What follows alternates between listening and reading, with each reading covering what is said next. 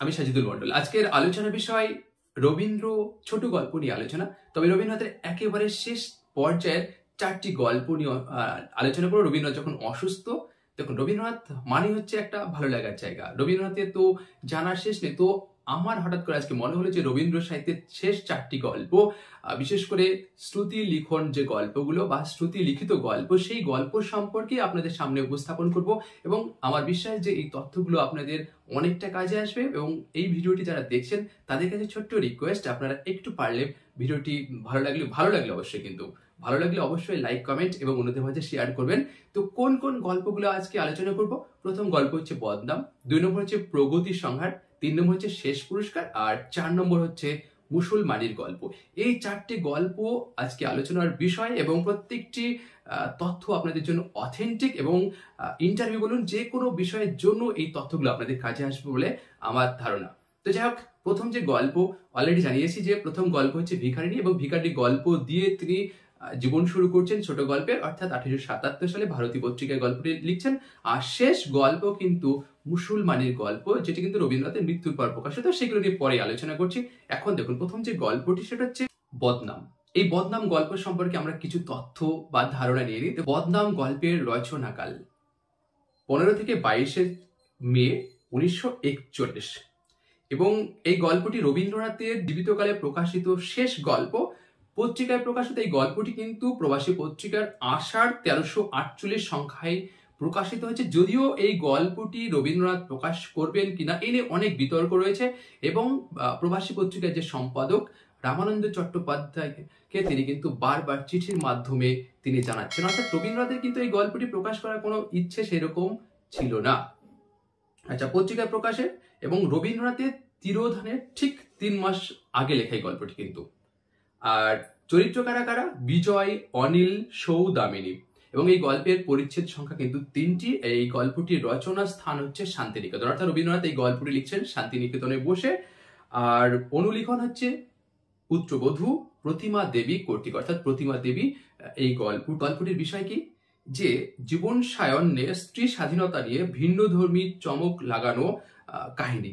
অর্থাৎ এই গল্পটির আগেও কিন্তু রবীন্দ্রনাথ এই ধরনের একটা গল্প লিখেছিল, স্ত্রীর পত্র, এবং এই নিয়ে রবীন্দ্রনাথকে কম সমালোচিত হয়নি। বিশেষ করে বিপিন চন্দ্র পাল, সকলে জানেন, স্ত্রীর পত্রকে ব্যঙ্গ করে তিনি কিন্তু লিখেছিলেন মৃণালের পত্র। তাহলে কি? মৃণালের পত্র।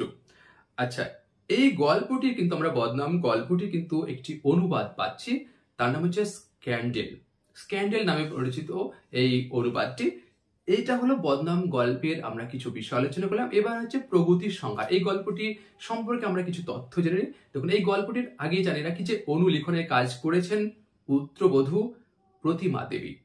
তার জীবিতকালে প্রকাশের জন্য প্রদত্ত শেষ গল্প, অর্থাৎ জীবিতকালে প্রকাশের জন্য শেষ প্রদত্ত গল্প। তার মৃত্যু 2 মাস পরে 1941 সালে শারদিয়া আনন্দবাজার পত্রিকায় প্রকাশিত হয়। তবে এই গল্পটিতে রবীন্দ্রনাথের কিন্তু হস্তাক্ষর রয়েছে, এবং রবীন্দ্রনাথ কিন্তু এই গল্পটি চাইছিলেন যে সংশোধন করতে, কিন্তু তখন পারেননি, কারণ অসুস্থ তো সেই সময়। রচনা কাল, এই গল্পটির রচনা কাল হচ্ছে 11 থেকে 21 জুন 1941। আর চরিত্র হচ্ছে নিহার, যার পুরো নাম হচ্ছে নিহার রঞ্জন, যিনি কিন্তু গল্পের নায়ক। এছাড়া নায়িকা হচ্ছে সুরীতি আর সলীলা। এই চরিত্রগুলো, এই গল্পটি যখন আনন্দবাজার পত্রিকায় প্রকাশিত হয়েছে তখন এই গল্পটির কিন্তু একটি নাম ছিল, পূর্ব নাম বলতে গেলে কাপুরুষ।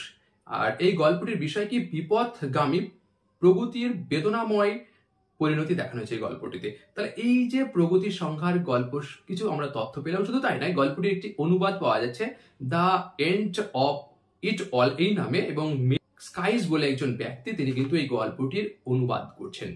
এবার আলোচনা করবো রবীন্দ্রনাথের আরেকটি গল্প, সেটা হচ্ছে শেষ পুরস্কার। এই গল্পটি থেকে কি কি তথ্য আমাদের জানা দরকার? দেখুন, এটার খসড়া তিনি কবে রচনা করছেন, এবং পাশে কিন্তু লেখা আছে যে খসড়া, এবং এটা লিখছেন 5 থেকে 6 মে খসড়া রচনা করছেন, কত? 1941 সালে। আর পত্রিকায় প্রকাশ, এটি কিন্তু বিশ্বভারতী পত্রিকায় প্রকাশিত হচ্ছে কত সালে? শ্রাবণ 1349। চরিত্র বিমলা, জগদীশ প্রসাদ, মৃণালিনী, এটা হচ্ছে মূল চরিত্র। আর রচনা স্থান এটি কিন্তু শান্তিনিকেতনে বসে লেখা। আর বিষয় হচ্ছে নারী হৃদয়ের অহংকার চূর্ণ হবার কাহিনী। এবং এই গল্পটি সম্পর্কে বিশেষ করে জ্যোতির্ময় ঘোষ, তিনি কথাশিল্পী রবীন্দ্রনাথ তার গল্প বইয়ের একটি জায়গায় বলছেন কি যে বিদ্যালয়ের পুরস্কার বিতরণী সভায় একদিন যে ছেলে একটি সুন্দরী মেয়ের দ্বারা লাঞ্ছিত বোধ করেছিল, কেমন করে সে পরবর্তী জীবনে সেই অপমানের প্রতিশোধ নিতে পারলো, গল্পের এই রেখা চিত্রই খসড়ায় আছে। তাহলে এই যে গল্পের বিষয়টি কি সেটি অন্তত আপনারা বুঝতে পারলেন। এরপর আরো একটি গল্প, সেটা হচ্ছে অর্থাৎ তার শেষ গল্প মুসলমানির গল্প। এই গল্পের সম্পর্কে আমরা একটু জেনে নেব, স্বল্প একটু ধারণা নিই। মুসলমানির গল্প এটি কিন্তু একটি পূর্ণাঙ্গ ছোট গল্প নয়, ছোট গল্পের খসড়া। আর খসড়া রচনাকাল কি 24 থেকে 25 জুন 1941, পত্রিকায় প্রকাশ 1362, আষাঢ় বর্ষা সংখ্যায় ঋতুপত্র পত্রিকায় প্রকাশিত হয়। চরিত্র কমলা, যার পরবর্তীকালে হচ্ছে মেহের বা মেহের জান, আর হচ্ছে হবিব খা, তারপরে করিম আর মধু মোল্লা, এগুলো হচ্ছে চরিত্র। রচনাস্থান তিনি এই গল্পটি লিখছেন শান্তিনিকেতনে বসে। এটি তার শেষ গল্প রচনার চেষ্টা। যদিও রবীন্দ্রনাথ তখন কিন্তু অসুস্থ, মুখে মুখে বলে যাচ্ছেন, তিনি কিন্তু লিখছেন না।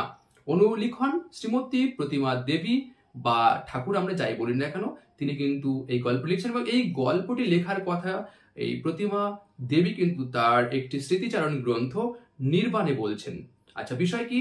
জাতি ধর্ম নয়, তাহলে জাতি ধর্ম নয়, মানব ধর্মই শ্রেষ্ঠ ধর্ম গল্পের মূল প্রতিপাদ্য বিষয়। এই গল্পটিতে তিনি এই কথাই কিন্তু বলছেন।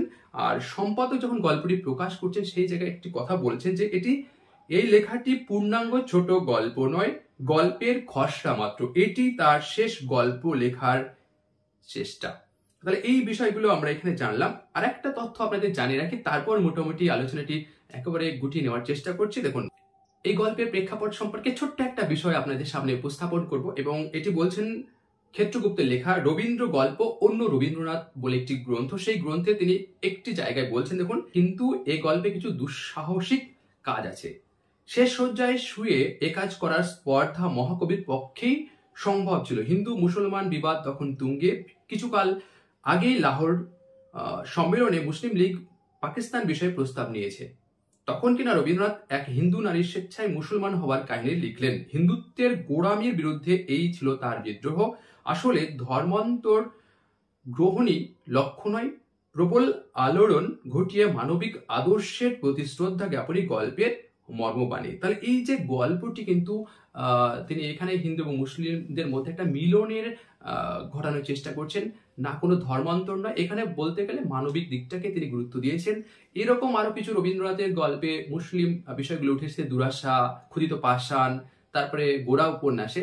তো যাই হোক, এই যে তথ্যগুলো আপনাদের সামনে উপস্থাপন করার চেষ্টা করলাম, জানি না কতটা ভালো লাগলো, অগোচরে হোক কিনা জানি না, তো আপনারা কমেন্ট করে জানাবেন যদি ভালো লেগে থাকে। আর একটু পারলে অন্যদের মাঝে শেয়ার করবেন। এই ধরনের আরো তথ্য পেতে আমার ইউটিউব চ্যানেলটি অবশ্যই সাবস্ক্রাইবের পাশে থাকুন। ধন্যবাদ।